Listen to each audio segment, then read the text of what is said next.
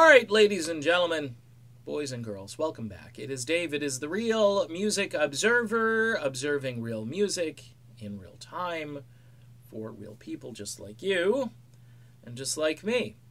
Was the Fleetwood Mac debacle based on just a financial calculation? That's the question of this video.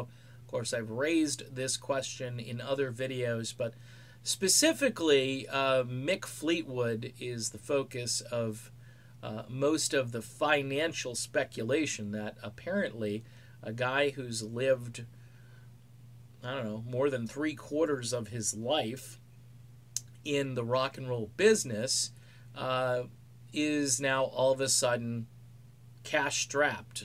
He's having financial difficulties. You know, you can go through the ages and find these rock stars that go belly up. I think of Ross Valerie in the band Journey. Just mind-boggling that you come out of the 1980s selling all of these albums and selling out concerts, and you have to file for bankruptcy. Either you're picking really lousy accountants or you're just spending way too much money.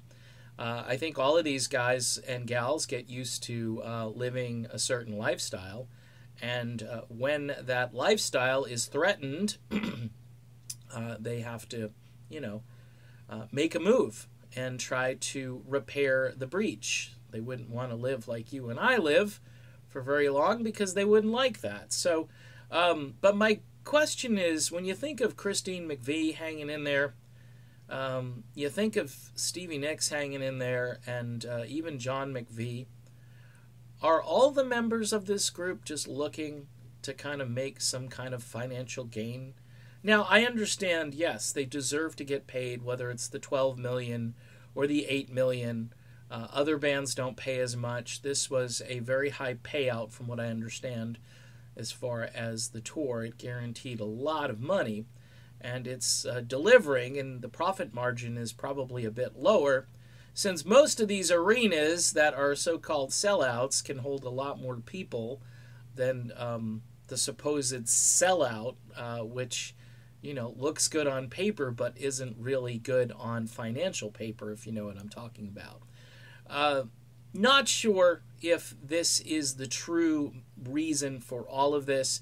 Lindsey Buckingham, by the way, is the only guy on record with this group that is willing to sacrifice money for the sake of good art, okay? And I think that's laudable. I think there's a balance. I am not saying that this group shouldn't earn what they deserve. They should. And if people are willing to pay these ticket prices and go see them, that's good business. But if you're just willing to cast a key member aside so you can all enjoy a brief financial gain, because apparently nobody seems to know how to manage their money once they get off the road.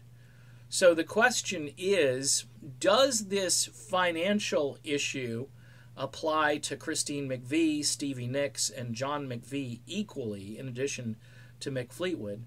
Or is the fact that, the rest of the band kind of had Mick over a barrel and said, let's do this because you need the money anyway. So that's a tragic thing if it just boils down to money, especially when you look at the way Lindsey Buckingham has conducted himself during this entire ordeal.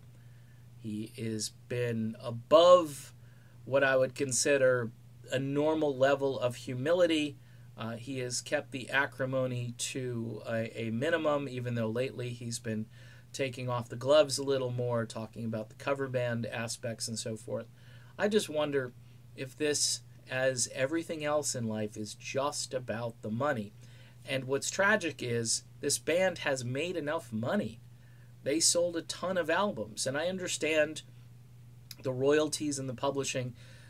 In the early days, these groups didn't spend a lot of time reading contracts. Almost every rock documentary I watch, everybody laments the fact that they were just doing the drugs and partying hard and making music and so forth.